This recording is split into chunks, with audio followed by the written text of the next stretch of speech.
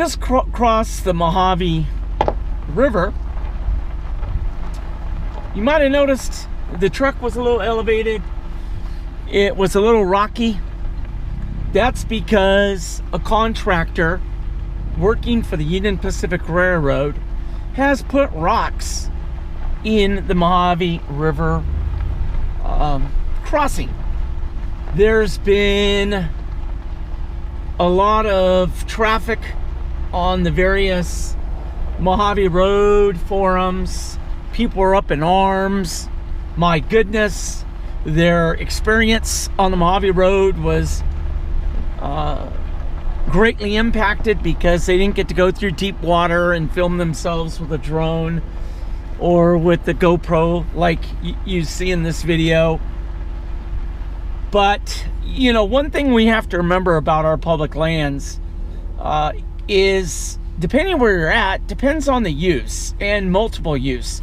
I'll use Cajon Pass as an example. There's 19 utility right-of-ways in a 1.5 mile width, moving fiber optics, electricity, fuel, natural gas, railroad traffic, highway traffic. Through the canyon here, we have the Union Pacific Railroad.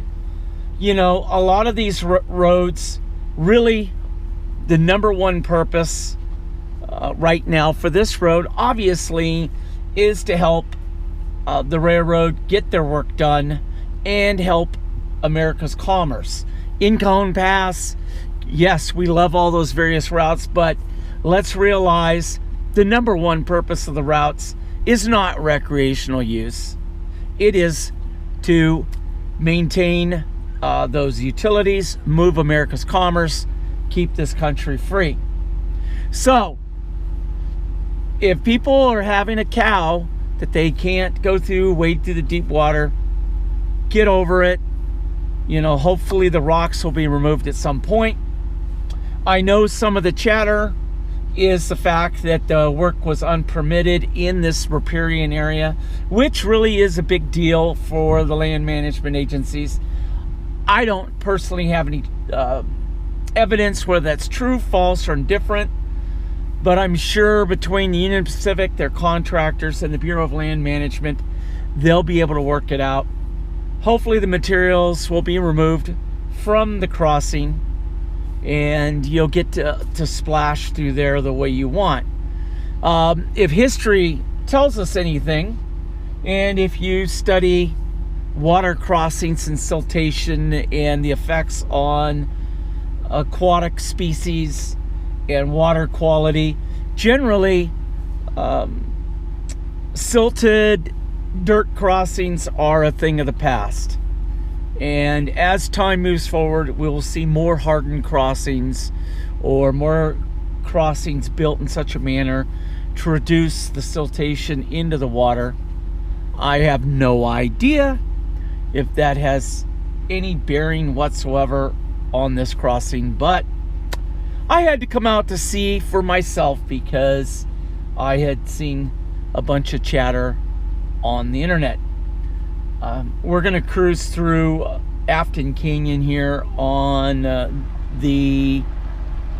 not the absolute most western portion of the Mojave Road, but for all intents and purposes, since we are near the campground, it's generally where 99.9% of the people who run the road return back to the 15 and head back towards home. Be back in a second.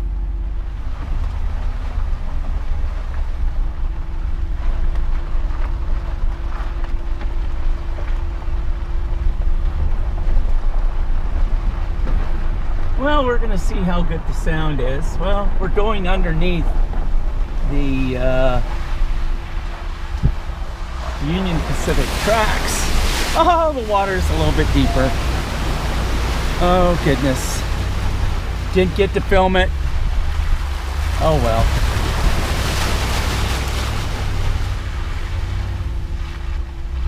To me, if, you know, 1 million people have been out here, yeah, the water's a bit deeper here.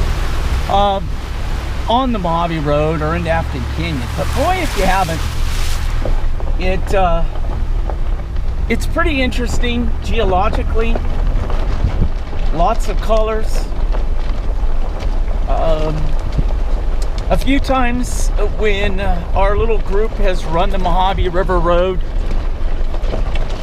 you know, we've had a couple rock hounds, a gentleman that has a rock shop up the mountains, and you know, we've gone for some walks into the canyons, and George and Pam have actually plucked out a bunch of geodes to show us that they're out there. Boy, I bet you guys probably can't hear me.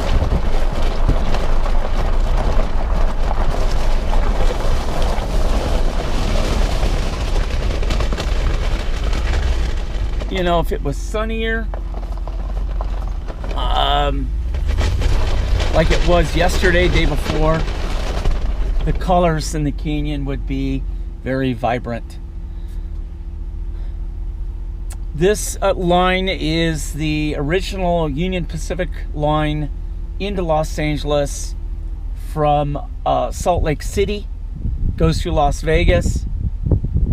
Amtrak used to run a train from LA to Salt Lake City, Ogden on these tracks, and the train hasn't run in, I don't know, 20 years. I'm just taking a wild guess there. It was really fun to take the train to Vegas. Wasn't the fastest way, but boy, after being in the lounge car, by the time we got to Vegas, boy, did the ride get smooth. I guess I got to get out of the way because here comes some overlanders heading out.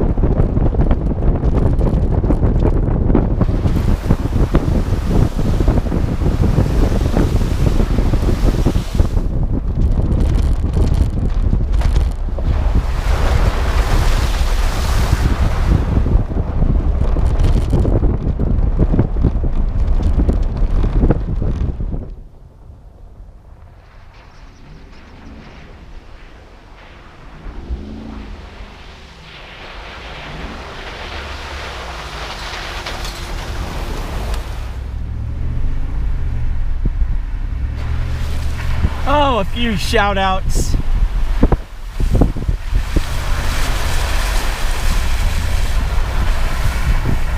Nurse Cratchit could use some real lemon bars about now.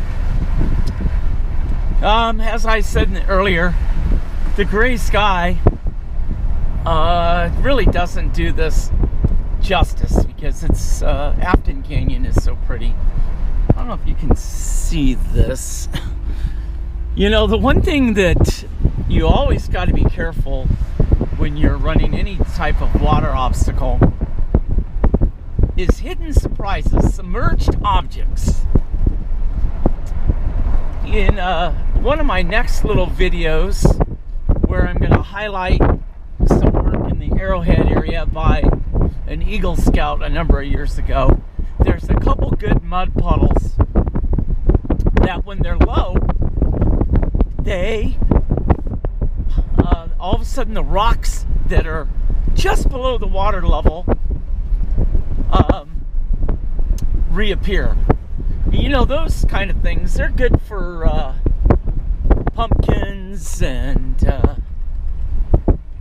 oil pans and the like.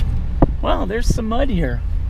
I wonder why the road all of a sudden made this quirky little turn. In case you're wondering, no, I did not air down yet. Thought about it. I got my Via Air 450p RV on board and my dual hose inflator deflator. So if I did want to air down the tires, I could. You know, I'm kind of having this debate as to how deep I'm going to go into the canyon here, and you know, whether that's necessary. Roger, Mike, James, we've had some great times on this road. Roger and Mr. LeBear trying to outdo each other to see who could break something on their vehicles. The things that grown men do.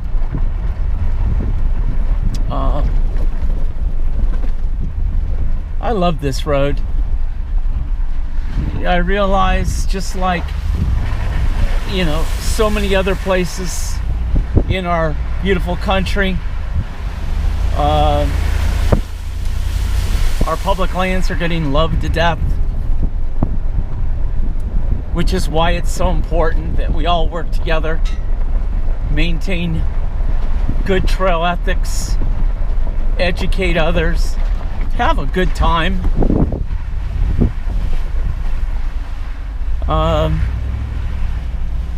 Really just a beautiful day out here.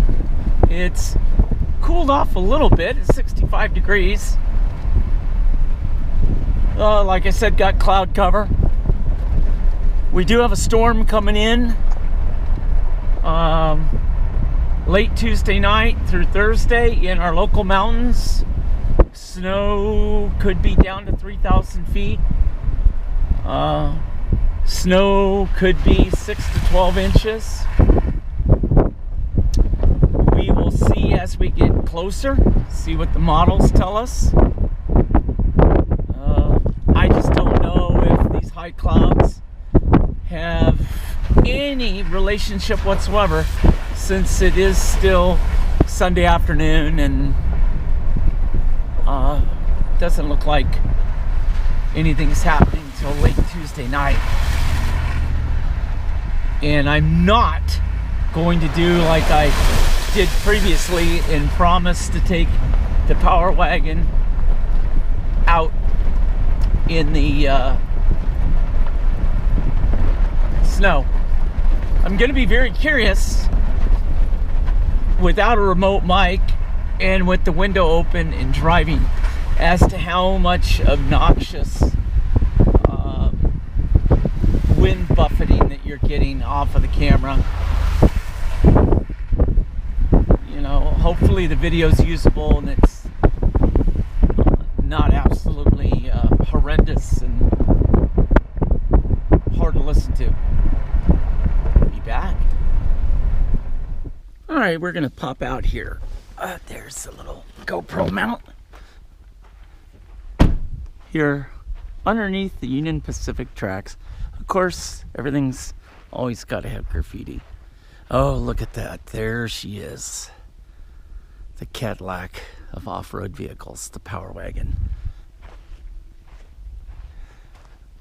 You know, when you run the Mojave Road, you generally run east to west, starting off near the AV Casino.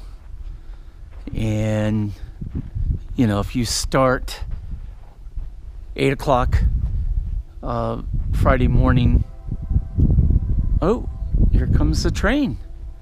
You generally can have lunch here Sunday or at the Afton Canyon campground. The reason why I'm under this bridge is Mr. Rizzo, one of our Sansevine Mike, as he's known, an overlander, an off-roader, shot his potato gun underneath that bridge. He got all those screens. Basically, he made French fries. But one of the things he didn't realize when he shot it straight up is what comes up comes down. So he shot the potato up, and suddenly he got hit with French fries. Here comes the Union Pacific Railroad. Well, look at that.